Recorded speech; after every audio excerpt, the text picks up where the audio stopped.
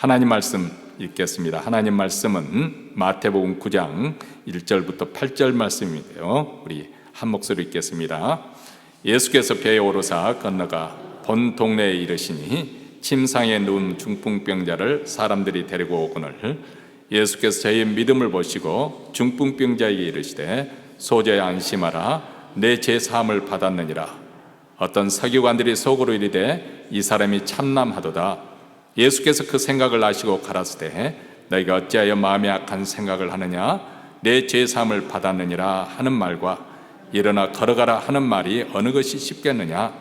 그러나 인자가 세상에서 죄를 사하는 권세가 있는 줄을 너희로 알게 하려 하노라 하시고 중풍병자에게 말씀하시되 일어나 내 침상을 가지고 집으로 가라 하시니 그가 일어나 집으로 돌아가거늘 무리가 보고 두려워하며 이런 권세를 사람에게 주신 하나님께 영광을 돌리니라. 아멘. 오늘은 지난 시간에 이어서 두 번째로 제3의 권세란 말씀을 가지고 말씀을 전하려고 하는데요, 지난 시간에 미진했던 것, 미처 다루지 못했던 내용을 오늘 본문에 좀 다뤄보려고 합니다. 러시아 작가 도스토옙스키, 여러분 잘 아실 것입니다. 이분은 인간 존재의 가장 깊은 시면, 그 마음의 깊은 시면 들여온 것을 잘 그것을 표현해낸 그런 작가입니다.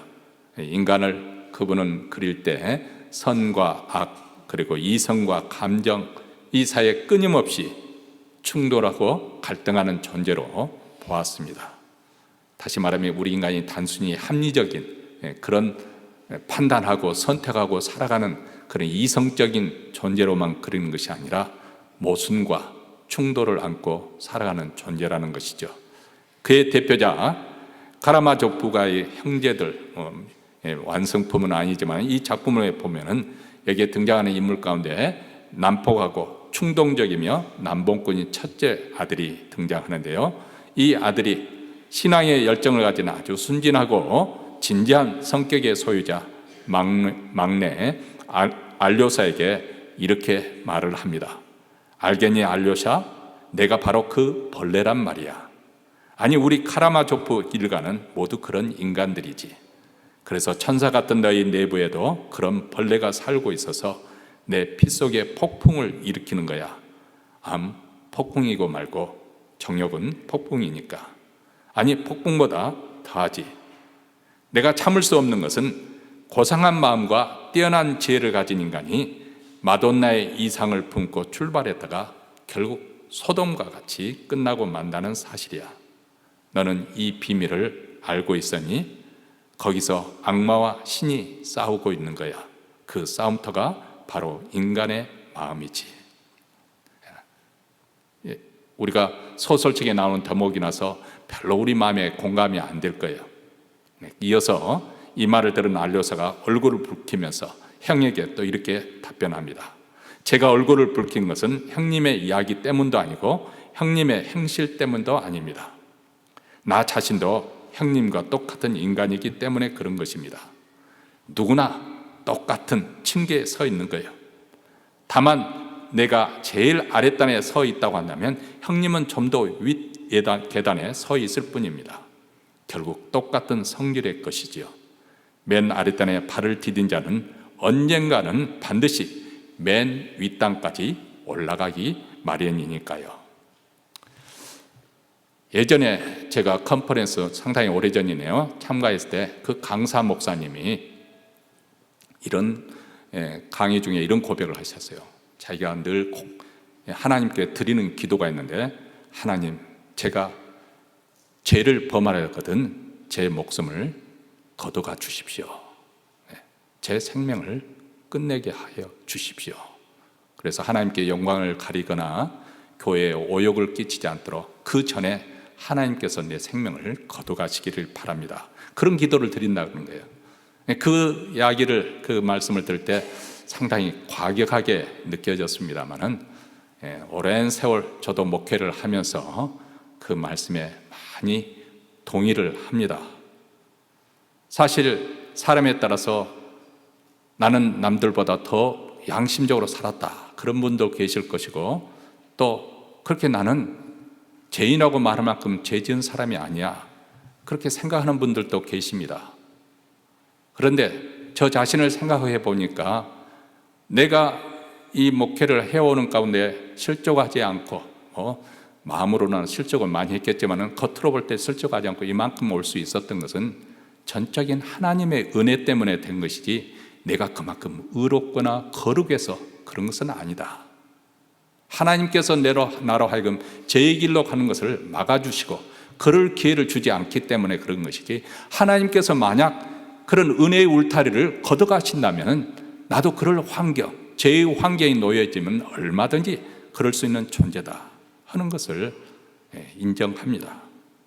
우리는 때로 다른 사람을 손가락질하면서 저 사람 참 못됐어, 저렇게 악한 사람이 있나, 저런 사람은 저런 죄를 지었으니까 천국에 절대 들어가지 못할 거야, 그렇게 말하고 싶을 것입니다. 그런데 사실 그 누구도 올바른 행실을 통해서 천국에 갈 사람은 아무도 없습니다. 로마서 3장 10절에 말씀하는 대로 기록한 바 의인은 없나니 하나도 없다. 저도 처음 이 말씀을 드렸을 때는 거부 반응이 들었어요. 아무리 그래도 그렇지, 나는 그렇다 치고 세상에 어떻게 의로운 사람이 한 사람도 없다고 말할 수 있을까? 우리 인간의 그 얄팍한 자존심이 그것을 인정하지 않으려고 하는 근데 저도 그렇게 빨리 인정하고 싶지 않은 그런 시간이 있었습니다. 근데 여러분, 성경을 보십시오. 믿음의 조상인 아브라함도 자기 아내를 누이라고 거짓말하다가 아내를 빼앗기는 사건을 거듭 반복을 하잖아요. 그리고 그 아들 이삭 또한 그런 일을, 똑같은 죄를 반복합니다. 그뿐만 아닙니다. 하나님의 약속이 더디 이루어지니까 그도 우리와 똑같이 인간적인 방법을 쓰죠. 애굽 여종 하갈을 취해서 이스마엘을 낳습니다. 노아는 또 어떻습니까? 홍수가 다 지나간 다음에 그는 당대의 의인이라고 그렇게 인정을 받았지만은 술에 취해서 하체를 드러내므로써 함에게 저주하는 그런 일이 일어납니다. 그리고 무엇보다도 하나님의 마음에 합한 사람이라 하나님께 인정을 받았던 다윗은 또 어떠했습니까? 가장 충직한 신하 우리아의 아내 바세바와 동침한 후에 그것으로 그 죄가 그치는 것뿐만 아니라 그 남편 우리아를 죽이도록 치열한 전쟁 때 한가운데 세워서 그를 죽도록 만들게 하는 그런 죄를 범합니다. 그래서 성경은 어떤 사람을 유인전같이 영웅화시키거나 그 사람을 칭송하라 그러지 않습니다. 오히려 그 사람의 죄성을 드러냅니다. 그래서 로마서 3장 23절에 하는 말처럼 모든 사람이 죄를 범하였음에 영광이 하나님의 영광에 이르지 못하더라니.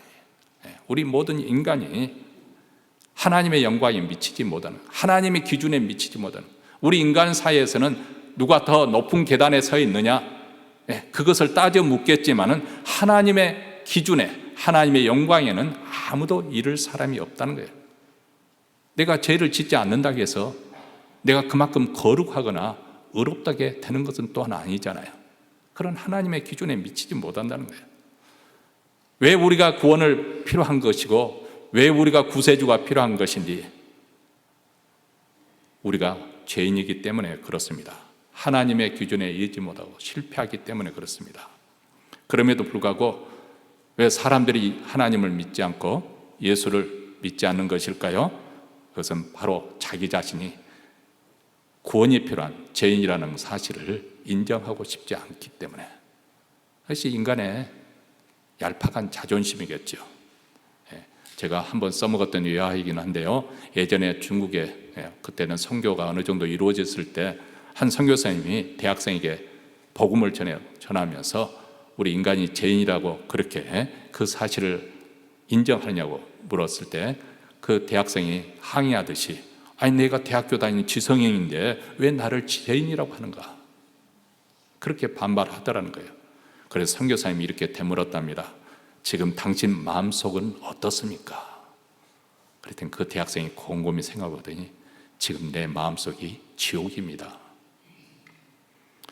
여러분, 인간의 본질은 내가 죄인이라는 사실을 인정하지 않기 때문에 하나님의 도움이, 하나님의 구원이 필요하다고 인정하지 않는 것이죠. 하나님을 믿지 않는 것, 하나님을 찾지도 않는 것. 우리가 구원을 받아야, 또 성령을 받아야 하나님과 그 관계 회복되어야 되는데, 이 불신앙, 이 죄부터 해결해야 되지 않겠습니까?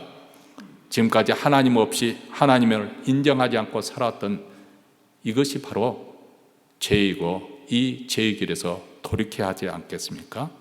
사실 우리 여기 앉아있는 여러분 모두, 그리고 저를 포함해서 우리 모두는 바로 하나님의 일한 베푸시는 죄사함의 은총을 입은 사람이라 믿습니다. 왜냐하면 우리가 죄인이라는 사실을 인정하고 하나님의 구원이 필요하다는 것을 동의하고, 그래서 예수 그리스도를 믿기로 작정했기 때문에 그렇습니다. 그런데 이런 축복이 있음에도 불구하고 그것에 대해서 눈을 감고 사는 자들이 있었습니다. 더군다나 그들은 하나님을 잘 섬기느라고 자부심이 가득한 사람들이었습니다. 소위 말하면 종교 전문가였습니다. 바로 성경에 등장하는 바리새인과 서기관들입니다. 예수님께서 중풍병자에게 대뜸 내 죄사함을 받았느니라 이 말씀을 하니까 그들은 속으로, 야, 이 사람이 어떻게 이 말을 할 수 있느냐, 참 참남하다. 하나님만이 하실 수 있는 죄사함의 그 권세를 함부로 말하는 이것은 신성모독죄다, 이렇게 생각했습니다. 그러자 예수님께서는 그들의 생각을 아시고 4절 말씀에 보면, 너희가 어찌하여 마음에 악한 생각을 하느냐. 저들의 생각이 악하다고 그렇게 말씀합니다. 그런데 과연 저들의 그 생각의 논리에 따라 보면 그것이 부당하고 잘못된 것인가? 사실 그들의 신학적인 전제는 옳습니다. 하나님만이 우리 죄를 사할 수 있는 것이지요. 만약 어떤 사람이 나도 하나님이 할 수 있는 그런 권세를 가지고 내 죄를 용서해 주겠다 한다면 그 사람은 필경 미친 사람이거나 종교 어떤 교주이거나 아니면 맨정신으로 온전한 정신으로 그 말을 한다고 한다면 그 사람은 정말 참남하다, 신성모독죄에 해당될 것입니다. 그런데도 불구하고 예수님께서 왜 저들의 생각을 악하다고 보셨는가? 그들에게 무엇이 문제인가? 무엇을 그렇게 악하다고 생각하시는가? 특히 오늘날 유튜브에 익숙하고 또 여러 가지 SM에 노출된 우리 현대인들은 저들의 문제가 무엇인가 곰곰이 생각해 봐야 됩니다. 이 질문에서 답변하려면 복음서 전체 문명에서 생각할 필요가 있습니다. 예수님과 늘 충동하는 그 무리 바리새인과 서기관들의 그 문제가 무엇인가?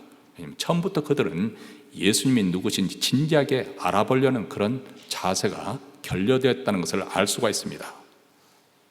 한마디로 하면 객관적으로 예수님이 말씀하시는 것을 저 말이 어떤 의도에서 무슨 의미인지 그 말씀을 듣고 추론해보고, 그리고 그분의 사역, 병 고치는 사역이나 귀신을 쫓아내거나 기적을 일으키는 그 사역을 두고 구약에 나오는 성경과 이것이 주는 의미가 무엇인가 추론을 해보려고 하는 그런 자세가 없었던, 한마디로 진지하게 연구해보려는 그런 자세가 없었습니다. 대신 그들이 기존에 가지고 있는 유대인의 그 전통, 사고의 틀에 꽉 잡혀서 자기들의 기준에서만 예수님을 판단했습니다. 요즘 유튜버를 많이 보려면 알고리즘에 의해서 우리가 자칫하면 이렇게 유대인들처럼 브레인워시가 되는 거예요.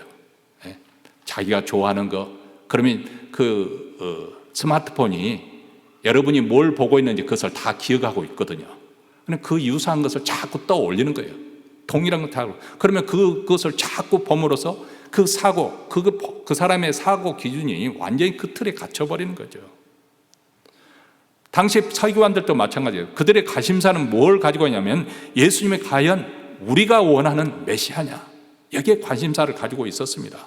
만약 당신이 메시아라면 한번 그 표적을 보여달라. 예수님이 행했던 그 말씀과 그 행동에 대해서 구약 성경에 예언되는 것과 어떤 의미가 있는가, 그것을 연구하려는 생각이 없었고, 그 구약에 능통했던 사람들이 그것을 가지고 하는 것이 아니라 자기들이 기존에 가져오는 그 관념을 가지고, 모세가 이스라엘을 출애굽할 때 홍해를 가르게 하고 광야에서 만나를 먹이게 했던 것처럼, 모세가 한 것이 아니라 하나님이 하신 것이지만은, 또 갈멜산에서 하늘에서 불이 떨어지게 한 그 엘리야의 큰 능력, 메시아라면 그것을 한번 보여주라는 거예요. 그래서 지금 로마 제국에 우리가 속국으로 이렇게 지배를 받고 있는데, 로마 군대를 일으키고 다윗과 솔로몬 시처럼 태평성대를 일으켜보라. 이것이 그들이 가지고 있는 메시아관이었고, 예수님께 항상 그들에게 논쟁할 때 기결점은 메시아냐 아니냐, 그것으로 그쳤습니다. 그래서 정작 예수님이 누구신가 진작에 알려고 하는 그런 것이 없었죠. 우리는 이런 서기관의 행태에 대해서 비판의 날을 세우지만, 사실 우리도 내가 만든 메시아의 틀을 가지고 하나님을 믿을 수가 있습니다. 하나님, 내 사업 이번만 잘 되게 해주신다면 내가 하나님을 잘 믿겠습니다. 이번만 내 병을 고쳐주신다면 내가 정말 당신이 살아계신 것을 믿겠습니다. 이렇게 합니다. 자꾸 표적을 보여달라, 증거를 보여달라, 그렇게 말을 하는 것이죠. 우리 주님은 우리의 그러한 우선순위를 흔들어 놓으십니다. 지금 내 사업이 문제가 아니고 내 건강이 문제이고 더 근본적인 문제, 나와 너와의 관계다 하는 것을 말씀해 주시려고 하는 것이죠. 만약 서기관들이 예수님의 말씀을 진지하게 받아들였다면 단지 할 것이 아니고 스스로에게 질문을 던졌어야 마땅할 겁니다. 아니, 저분이 도대체 누구간데 저런 제3의 권세로 선포하시는가? 사실 구약시대에 보면 선지자들은 하나님의 이름으로 하나님이 주신 말씀을 전했거든요. 하나님의 이름으로 능력을 베풀었거든요. 그런데 예수님은 지금 자신의 이름으로 직접 1인칭으로 말씀하세요. 소자야 안심하라, 내 제3을 받았느니라. 예수님이 제3의 권세를 가지고 선포를 하시는 거예요. 제3은 오직 하나님만이 할 수 있는 권한에 속한 것인데, 예수님께서 직접 하시는 것이니까 우리가 생각하면은, 그러면 아마 셋 중에 하나 우리가 추론할 수 있잖아요. 첫째는 예수님 미쳤거나, 그렇죠? 미치니까 저런 말을 하지. 아니면 예수님이 거짓말장이거나, 아니면 예수님이 진지하게 그런 신분이라거나, 이 셋 중에 하나 우리가 할 수가 있습니다.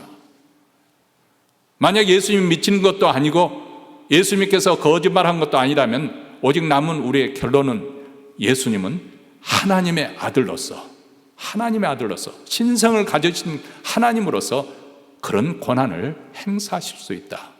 우리는 그렇게 결론을 내릴 수밖에 없습니다. 우리는 여기서 궁금하죠. 왜 예수님께서는 굳이 제3의 권세를 선포하시면 갈등이 또 도전을 받을 줄 알고 도발적인 그런 선언을 하셨을까? 그냥 병만 고쳐줘도 아주 쿨하게, 야, 저분 대단하다, 칭송을 받았을 텐데. 근데 우리가 지난 시간에 살펴보았던 것처럼 바로 이 중풍병자의, 이 중풍병자의 경우에는 모든 병이 다 그렇다는 것 아닙니다. 궁극적으로는 인간의 모든 질병이나 죽음이 죄로부터 온 것이지만은, 이 중풍병자에 관한 자신의 죄 때문에, 그 죄의 뿌리가, 병의 뿌리가 죄와 밀접한 관계가 있다는 것을 우리가 살펴보았습니다. 그렇기 때문에 그는 이 병석에 누워 있으면서 병으로 인해서 고통을 당하고 있었겠지만 정말 그를 괴롭히는 문제가 있었습니다. 왜냐하면 본인 자신이 생각할 때 내 죄 때문에 이런 병에 이르렀다는 것을 그는 깨달았기 때문에, 그래서 지난날 자신의 죄에 대한 자각으로, 죄책감으로 고통을 더 받지 않았을까 생각합니다.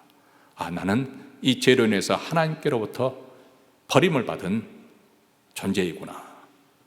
그렇기 때문에 지금 예수님께 나온 이 중풍병자의 가장 중요한 것은 죄 문제도, 물론 병 고침 받는 그 문제도 필요하지만 그 마음속에 가득했던 죄의식, 내가 버림받았다, 하나님께 인정받지 못하는 이것이 가장 그를 괴롭히고 있었고, 이 문제가 해결되기를 가장 간절히 바랐을 거라고 생각합니다. 너는 하나님께 버림받은 존재가 아니야.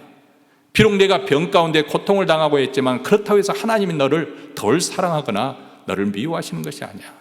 그래서 예수님은 그를 만났을 때 가장 먼저 내 제사함을 받았느니라 선언하신 것이죠. 그러면서 예수님께서는 서기관들에게 질문하십니다. 내 제사함을 받았느냐 하는 말과 일어나 걸어가라 하는 말, 어느 것이 더 쉽겠느냐? 어느 것이 더 쉬울까요? 우리 생각에는 제사함을 받았느니라 이 말이 더 쉬울 것 같아요. 왜냐하면 그것은 증거를 보여줄 필요도 없잖아요. 그렇죠? 그렇지만은 내 병을 고쳐주겠다 선언하시면 증거를 보여주잖아요. 눈으로 가시적으로 보여줘야 되잖아요. 근데 예수님께서 왜 그것을 그렇게 하지 않았을까? 우리가 생각해 보면은 우리 주님은 인자가 죄사함의 권세가 있다는 것을 알게 하려 먼저 소자야 내 죄 사함을 받았느니라 선언하신 다음에 그 다음 이어서 그 병을 고쳐주신 것이죠. 여러분, 우리는 생각할 때 먼저 발등에 불부터 끄는 것이 항상 먼저 서두러야 될 것 같이 느껴집니다. 자신의 건강 문제, 돈 문제, 사랑과의 그 불화의 그 문제가 있으면 하루속히 그것을 해결하는 것이 가장 급하다고 생각하는 것이죠. 근데 한번 여기서 더 깊게 생각을 해 보십시다. 현재 당면한 그 문제가 결코 우리가 그것이 별 문제가 아니다 그렇게 말할 수는 없는 것이겠지만은, 그러나 이 중풍병자의 경우도 결국 병 고침을 받아도 죽음은 피할 수 없는 거 아니겠습니까?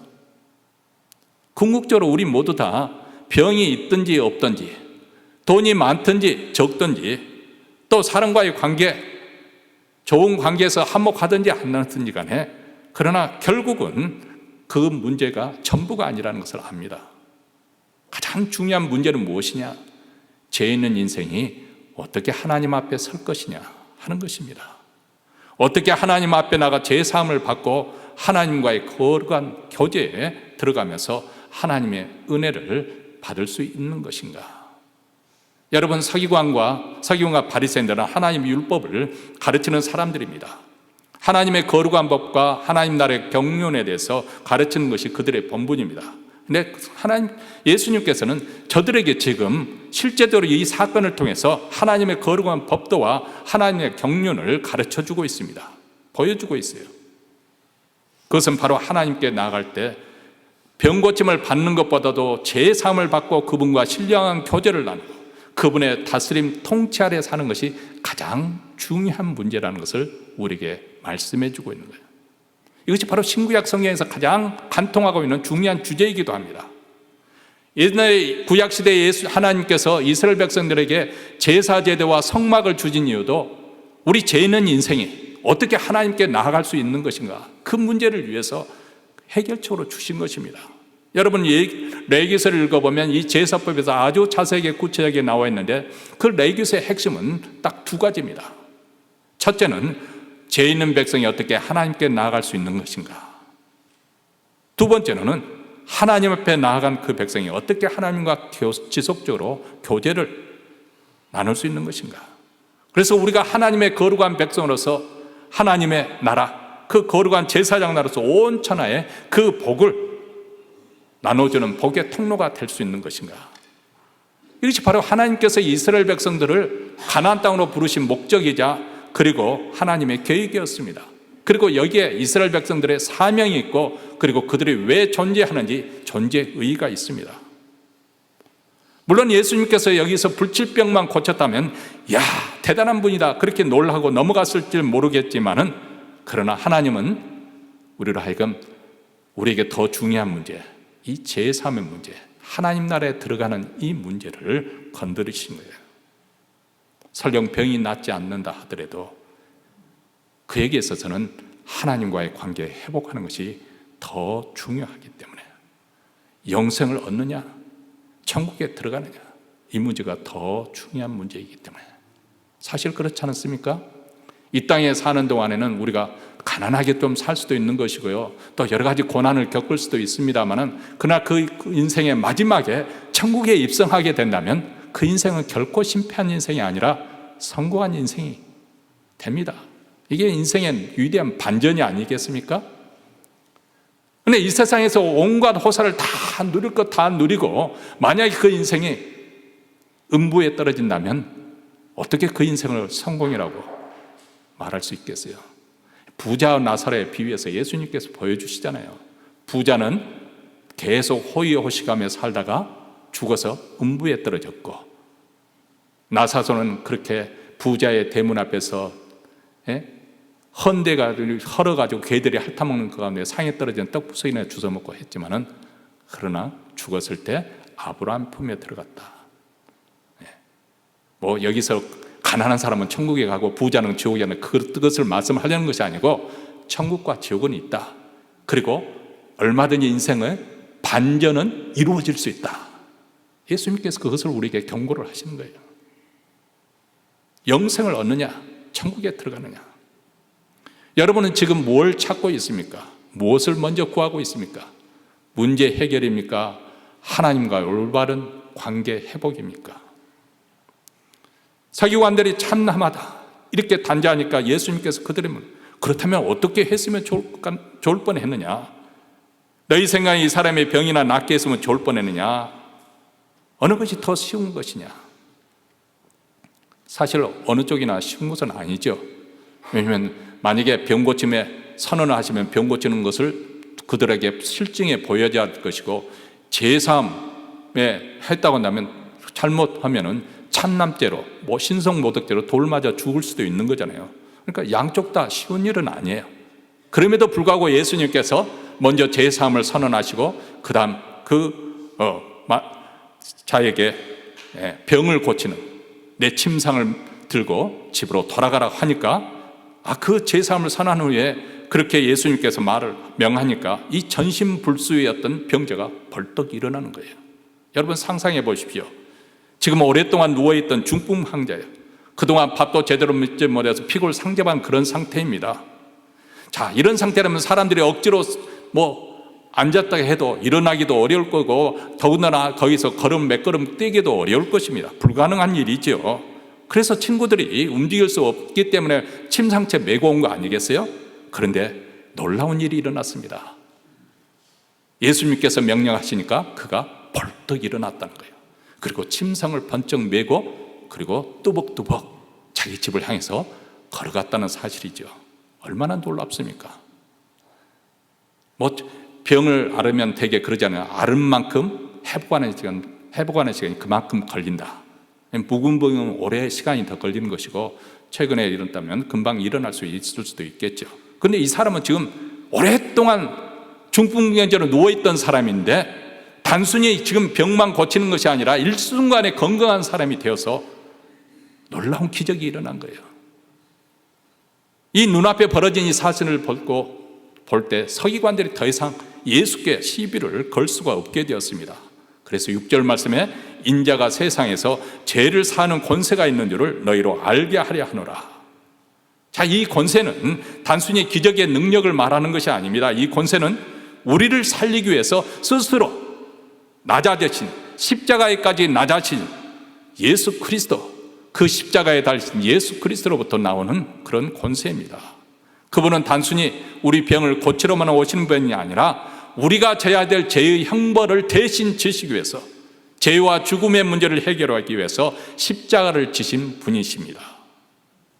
그렇기 때문에 이 병 고치는 이 기적은 단순한 어떤 신기한 그런 놀라운 희한한 능력, 기적이 아니라 자격이 없는 우리에게 주어질 십자가의 은혜를 예표로서 미리 우리에게 보여주시는 거예요.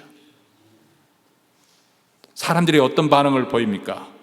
무리가 보고 두려워하며 이런 권세를 사람에게 주신 하나님께 영광을 돌리니라.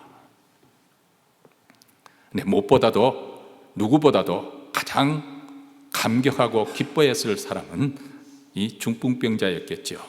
건강을 되찾고 그리고 자기 양심의 가책을 받으며 정죄했던 그 정죄에서 자유함을 얻고, 내가 하나님께로부터 버림받은 존재가 아니구나, 하나님의 백성, 하나님의 자녀구나 확인을 받은 그의 감격을 한번 상상해 보십시오. 그의 입에는 기쁨이 가득했을 것이고 가슴은 벅차 올랐을 것이고 그의 발걸음은 마치 날아갈 듯 그렇게 가벼웠을 것입니다. 여러분, 영국의 한 정신병자에서 발표한 통계, 오래전에 이제 검사한, 지금은 또 통계를 내면 어떻게 달라질지 모르겠습니다만, 거기 병원에서 거기에 입원하는 환자들을 조사해서 발표한 통계인데요, 거기 정신질환에 걸려서 고통을 받고 있는 환자들의 95%가 하나님의 용서를 믿지 않는, 하나님의 용서를 받아들이지 않는 사실이 있다고 그렇게 통계를 내었습니다.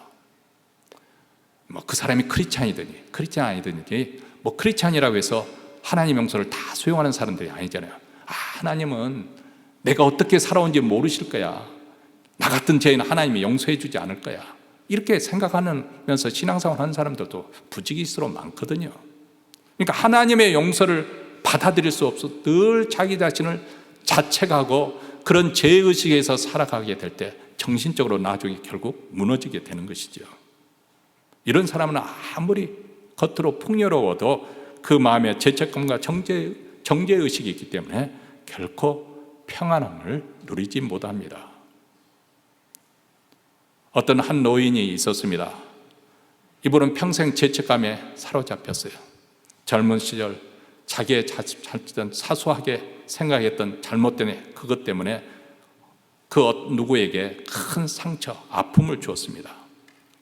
그리고 그가 시간이 지나면 그것이 늘 죄책감으로 양심의 가축원에서 자기 자신을 자책하며 살았습니다. 스스로를 감옥에 가둔 채 살았습니다.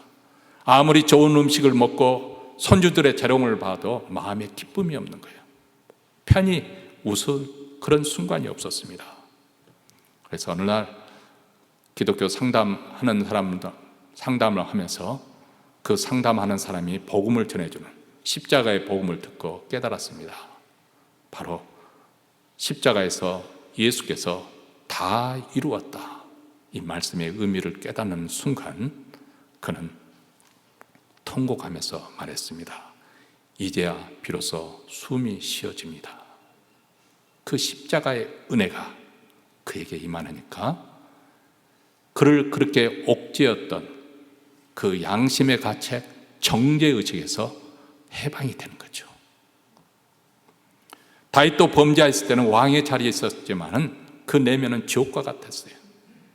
그런데 나단 선지자의 책망을 듣고 눈물로 침상을 적시며 회개했을 때 그에게 주어진 놀라운 은혜가 있었습니다. 그래서 로마서 4장 7절과 8절에서 이렇게 말합니다. 복이 있도다. 불법이 사함을 받은 이여. 복이 있도다. 죄가 가려짐을 받은 사람이여. 우리가 의로워서도 아니고 우리가 착한 행실 때문에 그런 것도 아니고 십자가의 은혜로, 십자가에서 달리신 그 피로 우리 죄가 사함을 받는 것이죠. 우리 인생에는 그 세상 무엇으로도 채울 수 없는 영혼의 숨구멍이 필요한데 그것이 바로 제3의 은총입니다. 그것은 창살 없는 감옥에서 풀려나는 기쁨이고 사형서가 not guilty, 무죄하다고 선언받는 기쁨입니다. 우리가 더 이상 사단의 종노릇하지 않고 죄와 사망의 노예 노릇을 하지 않고 이제는 우리가 해방되어서 하나님의 왕자와 자녀로서 왕자와 공주가 되는 그런 기쁨입니다. 예수님은 오늘도 여러분 심령 가장 깊은 곳까지 내려오시고 보십니다. 아픔을 알고 계십니다. 그리고 세상이 줄 수 없는 그런 말씀 선언을 하십니다. 소자야 안심하라, 내 죄사함을 받았느니라. 이 말씀은 십자가에서 피 흘리신 대가로 우리에게 주어지는 선언입니다. 과거의 모든 사실을 끊어버리는 선언입니다. 오늘 우리 모두 다 그 침상을 들고 일어나십시다. 정죄의 자리에서 일어나십시오. 절망의 자리에서 일어나십시오. 우리가 해방함을 받고 제3의 은총을 받고 하나님의 자녀가 되고 하나님과의 관계가 회복되니까 사람들과의 관계가 회복되고 그리고 우리에게 하나님 나라가 임하여 의와 평강이 충만한 그런 삶을 우리 모두가 사시기를 주의 이름으로 축원합니다. 기도하겠습니다.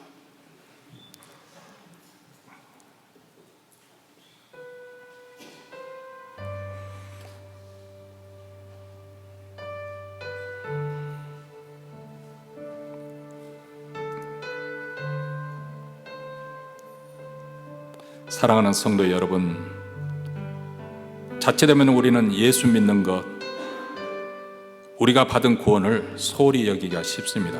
왜냐하면 세상이 너무나도 화려하고 매혹적이기 때문에. 그래도 자칫하면 세상 것 때문에 우리가 받은 이 신령한 복을 소홀히 하기가 쉽습니다. 예수를 믿음으로 제3의 은총이 임하고 하나님과 화목됨으로 하나님과 자녀로 우리가 축복을 누리게 된 이 모든 것, 이보다 더 큰 복이 어디 있겠습니까? 오늘 우리가 세상을 떠나더라도 하나님 나라에 천국에 입성할 수 있는 이것보다 더 큰 복이 어디 있겠습니까? 혹시라도 이런 복이 우리에게 이미 주어졌음에도 불구하고 누리지 못하고 있는 분이 있습니까? 오늘 십자가를 바라보면서 하나님의 사랑이 어떻게 나타났는지 깨달을 수 있는 은혜가 있기를 바랍니다. 하나님 아버지 감사합니다. 오늘 다시 한번 우리에게 주어지는 하나님의 복이 무엇인지, 우리가 누리고 있는 것이 얼마나 큰 은혜인지 우리를 하여금 다시금 상기시켜 주셔서 감사합니다. 예수 그리스도의 십자가의 은혜가 우리를 하여금 죄와 사망의 사슬에서 해방시켜 주셨고 어둠의 권세에서 자유케 하시고 우리 주 그리스도의 나라로 옮겨 주셨습니다. 그 은혜를 힘입어서 또 한 주간을 믿음으로 담대하게 하나님과 화평한 마음으로 기쁨과 은혜가 충만한 가운데 살기를 소원합니다. 성령께서 우리의 발걸음을 인도하여 주시고 우리의 심령을 살펴 주시옵소서. 우리 구주 예수 그리스도 이름으로 기도합나이다. 아멘.